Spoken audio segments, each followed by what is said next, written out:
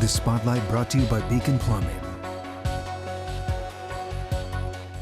Good evening and welcome to The Spotlight. I'm David Rose, and we begin tonight with an urgent plea for your help to catch a pair of wanted men, one of them accused of running down a local mom, leaving her to die. The other, a sex offender who's on the run. The Spotlight has obtained these new photos of that fugitive, 28-year-old Ivan Lopez Ramos. There's also now a cash reward of up to $1,000 for any information that leads to his arrest. Lopez Ramos was previously detained by ICE and deported back to Mexico less than a year ago. Since he snuck back into the U.S., he's racked up several new criminal charges, including failure to register as a sex offender, escaping from custody, and multiple domestic violence charges. Last week, Snohomish County Sheriff's deputies say he ran from the scene of a crash on I-5 northbound near 212th Street Southwest. They used canines but never managed to find him. He was last seen near the overpass in the Linwood Mount Lake Terrace area. If you spot him, call 911. If you want to remain anonymous, submit a tip to Crime Stoppers of Puget Sound through the P3 Tips app on your cell phone or call 1-800-222-TIPS. I don't want you to go to jail, but I need to know. She was my mom. She was my mom. After this heartbreaking interview we brought you this week on Fox 13 News with the daughter of a woman hit and killed in Burien, detectives are a step closer to identifying the driver who left her to die. They got a tip from a Fox 13 viewer about where this Tahoe was parked. They found it in the White Center Burien area, and detectives are searching it for evidence, but they still don't know who was behind the wheel when the crash happened. The hit and run occurred on September 2nd in Burien at 2:30 p.m. The victim's daughter tells us her 77-year-old mom, Gigi, was out for her daily walk. She was a light for her community, a mother, a grandmother, a friend, a sister, and a teacher. And she was run down heartlessly and left to die. Even though detectives have the Tahoe, they tell us they still need a tip to identify the suspect. If you have any information, please reach out to the Keene County Sheriff's Office to help. Tonight, a second suspect is in custody in Snohomish County for a deadly gang rivalry shooting in Everett. The 15-year-old boy was shot several times while standing at a bus stop last week. Bail set at $5 million for a 19-year-old man who is now the second person accused of pulling the trigger. The first suspect, 20-year-old Uriel Hernandez Martinez, was arrested on Saturday. The Spotlight has exclusive video showing the moment of that arrest. Get on the ground. Hey, I don't have nothing on the ground. I got nothing on me. Get on the ground. Get on the ground. It all went down inside the Marijuana Club 99 in Everett. You can see Hernandez Martinez looking at the store shelves when officers rushed through the door, take him to the floor, and put him in handcuffs. The video shows that he was carrying a handgun when he was arrested. Detectives say the 15-year-old victim was a rival gang member. According to court documents, investigators believe the shooting was retaliation. Defense attorneys argued Hernandez Martinez is trying to place blame on the 19-year-old for the deadly shooting. As the investigation develops about everyone involved in this case, the Everett police chief says the bigger issue is addressing gang activity and youth violence. We see younger and younger ages. So we see, it used to be high school age kids. Now we're seeing middle school, late elementary school, where some of these young kids are being exposed to some of these negative influences. The Everett Police Department is part of the city's strategic plan to intervene and prevent youth violence. That includes youth programming, community engagement, and school resource officers. The chief is calling on more people to get involved. He says more needs to be done. They need more access and resources to make positive impact. Some promising news now. The Washington State Crime Lab reports that by the end of this year, it should be able to completely clear out the massive backlog of rape kits. That seems like a huge promise, considering some of those kits have been sitting on the evidence shelves for decades. So why is the agency so confident? Spotlight's Jennifer Dowling takes us to a Vancouver crime lab to show us the answer. The State Crime Lab has been using a two-pronged approach to get this done, including outsourcing older kits to out-of-state labs for testing. But it's the addition of 3 new machines that's drastically sped up the testing process for the new kits coming in. When it comes to DNA testing of sexual assault kits in Washington state, the past was slow, but the future is robotic. The team of scientists at the Vancouver Crime Lab, including Dana Yenko, make up a human robotics workforce.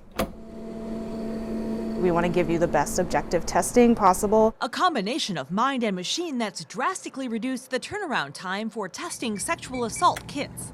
This is our vault. Upwards of 125 kits come into the lab monthly. My samples will need to incubate at 37 degrees Celsius. The current processing time now at just over a month compared to what could have been up to a year or longer in the past. The goal is about that 45 days to CODIS upload. It's all a far cry from 2017 when the Washington State Patrol estimated there were roughly 12,000 outstanding sexual assault kits languishing on evidence shelves statewide. But today only around 1,600 of the historical kits collected before late July 2015 remain. The state crime lab believes this backlog will drop to zero by the end of the year. We're getting down to the home stretch that we're getting results returned on those last batches of cases. That's all the more remarkable because the lab is also simultaneously keeping up with new incoming kits thanks to 3 state-of-the-art Autolistar robotic workstations. The whole upstairs area here is the DNA labs. Vancouver Crime Lab manager Jason Dunn gave us a tour of the newly constructed home of the new Hamilton robots. It was built in 2020 for roughly $2.2 million. Here, the robots rapidly test up to 80 samples at a time. The goal with these instruments is to try to automate as much as possible. The entire process can be finished in 2 to 4 hours. They're designed to help streamline the process to give us the ability to balance having the lab work being automated, which it can be automated, while at the same time giving us more time at our desk to do the analysis and write up our report. Such as analyzing and reviewing data and performing statistical analysis. Probably by the end of the year, I would expect that we'd be at full capacity. Through it all, the lab staff knows the faster they can get and interpret the results, the sooner justice can be served. I think that's why I got into this field, is I really like that we can give answers. Yenko explained why it's so satisfying to be part of the team that could make the backlog of sexual assault kits a thing of the past. I think that gives closure and that gives answers to the people that these crimes impact most. The WSP reports that eligible DNA profiles have been uploaded, resulting in more than 1,300 hits to individuals and 280 hits to another case. The sexual assault kits from every police agency in the state are now being sent to the Vancouver lab, except for Seattle PD and the King County Sheriff's Office. The team hopes to have them sent to the Vancouver lab by the end of the year. Now, only on the spotlight, a detective stripped of his badge. He's fighting back, saying he's not done. He's sitting down with us to share his side of this story. Reporter Matthew Smith has been digging into why the Bellingham detective was let go, and the department says it all comes down to ethics. Ethics, and as they stated in an internal investigation, a misappropriation of funds. But after a lengthy investigation, McGinty's questioning who really misspent taxpayer money. They were all the arbor windows. This walk isn't an easy one for Detective Bo McGinty. Oh, it's a good house. He and his family recently packed up their home of 8 years. Leaving memories is tough.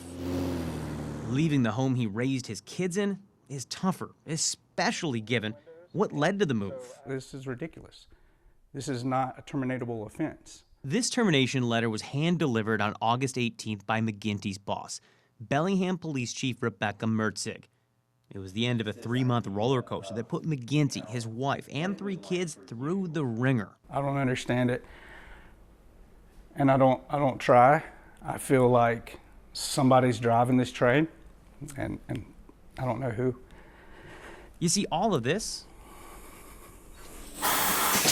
comes down to dry cleaning. Yes, dry cleaning. 15 years of service in law enforcement, 8 here locally, wiped out.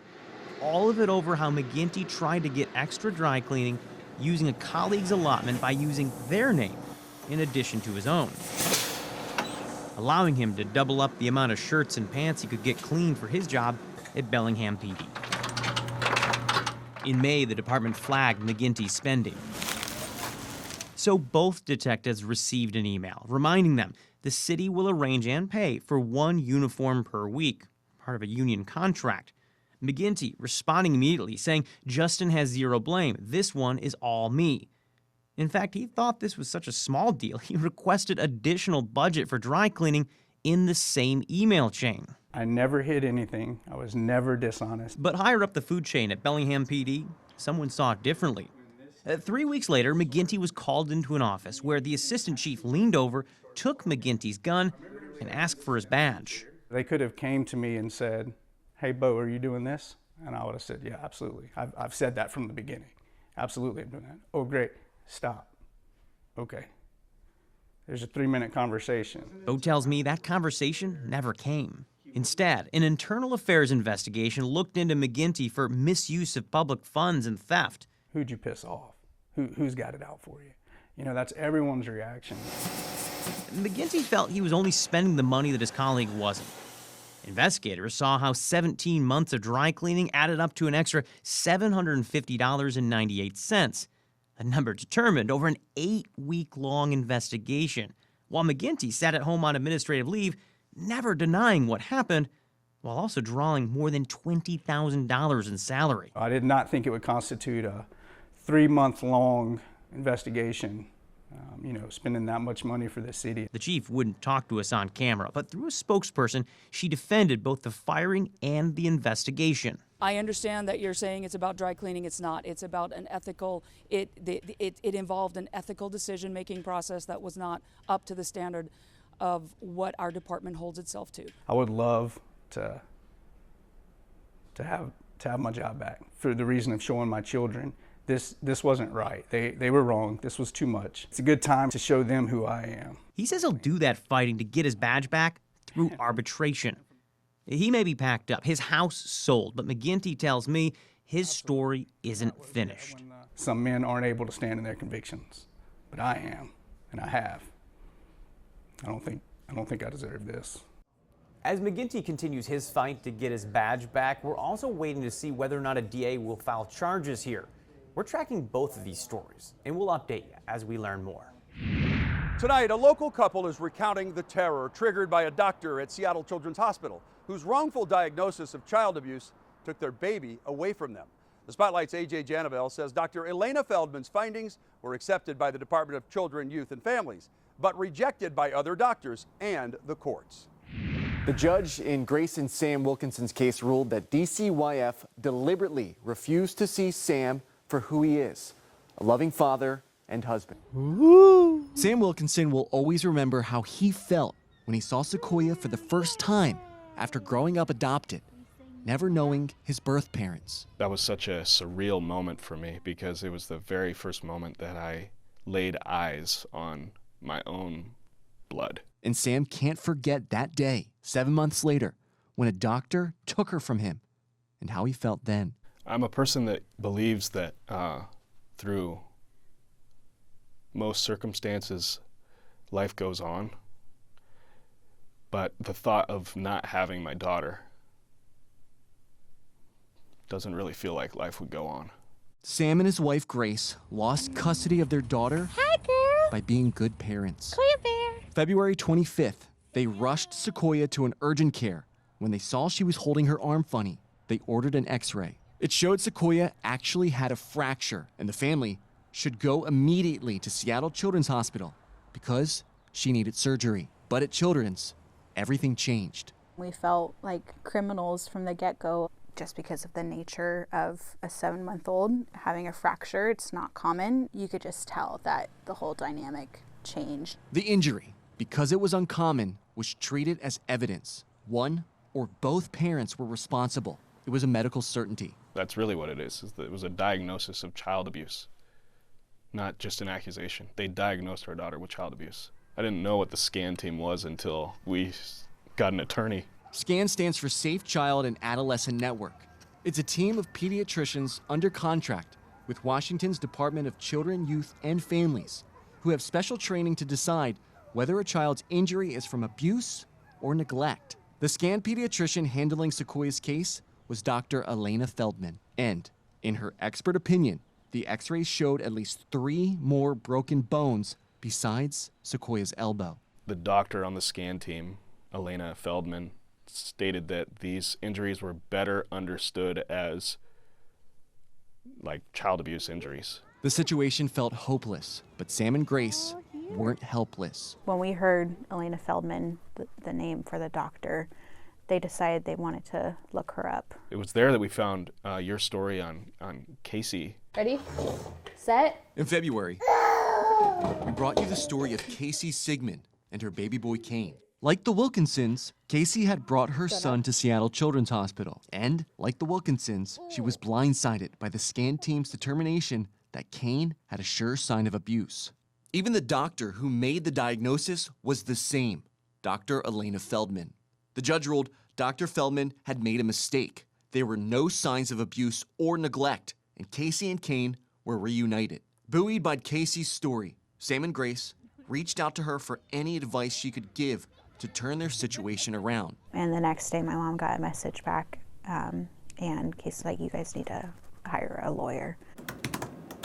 Attorney Elena Treball was fresh from winning a child custody battle against DCYF when Sam and Grace hired her. Treball's first move was clear. I wanted to ensure that we had a second opinion, time to figure out what exactly happened to Sequoia.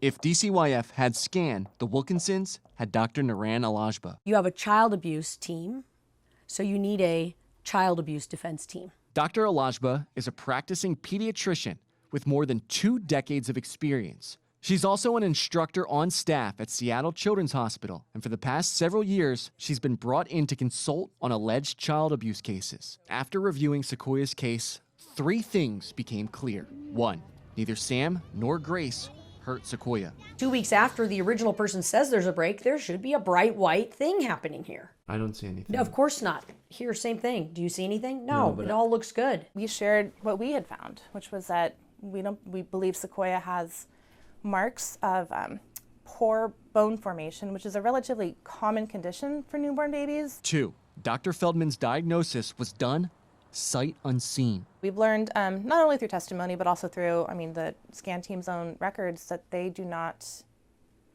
believe it is medically necessary to personally examine the patient prior to making their diagnoses. And 3, the social workers back at the hospital had already decided who was to blame. They asked me how Sam was in the house and his behavior and how he treated Sequoia and I. And so I could connect the dots of okay, now they're trying to pin this on Sam. Misread x-rays, misjudged character that led to a mistaken diagnosis of abuse. But would the court agree? At the Wilkinsons' custody hearing, Judge Nicole Gaines Phelps reached the same conclusion. And she found the scan team made its decisions based on conscious and unconscious bias towards people that come from minority communities, particularly Black and brown communities. They had no problem diagnosing child abuse, but then when it came time to explain why they made that diagnosis, they couldn't show up. For a judge to use their position to call out and just name that it was racial bias, I was sitting next to him and we both just took a deep breath in that moment and just cried. I reached out to officials from both Seattle Children's Hospital and DCYF for on-camera interviews regarding this story. An official from DCYF told me they cannot comment on cases. Seattle Children's did not answer my request for an interview. Harrowing police body cam video out of Algona shows heroism in action as police officers run towards a burning home, helping people escape before the fire department arrives. The Spotlight's Dave Detling has reaction from neighbors and one of the survivors from last weekend's fire. Well, first responders say this fire could have been a lot worse. You can see the damage on the home behind me and the path the flames took. Still, that didn't stop officers from rushing in. Is everybody out? Listen as Algona police officer Roxanne Fajardo rushes towards a burning home. Oh, God. It happened Sunday on Celery Avenue. Body cam video showing the flames and people running out to safety. Get out! Get out! That video just depicts how human my officer is. She, you can just feel it in her voice. She wants to get those people out. Circling the house, the officer sees 2 people on the 2nd floor looking for a way out. Get out the window! Get out the window! Get out the window! Jump out the window! Please jump out the window! Listen to us! Put something around your face and jump out the window! We're told the pair made it to safety and were taken to an area hospital. Sunday's body cam video was released by the Algona Police Department. The chief telling Fox 13 it shows the selflessness of first responders and their commitment to community. The officer that responded for Algona, Officer Fajardo, she's a very a good, well-rounded officer, and I'm very proud of her. Survivors of the fire also thanked her. Valerie Koch took to social media to share her gratitude. She says the officer comforted her with food, water, a blanket, and other necessities. I heard some screaming or something. Neighbor Barbara Delaney also saw the flames and aftermath of the rescue. Where are you? Where are you? Jump out! Come out! Come out! She says the police body cam video moved her as much as others who witnessed and survived the fire. She too is grateful for the area's first responders. They always rush in, they don't think of their, being burned up or smoke inhalation. And again, no major injuries to report from this fire. The survivors have set up a fundraiser to help with recovery costs. We have a link to that fundraiser on our website. Just look for this story. As for the cause of this fire, investigators tell me they believe it started because someone was using a grill or a smoker. And that family is very grateful to those officers of the Algona Police Department. That's all the time we have on this edition of The Spotlight. Until next week, be smart and stay safe.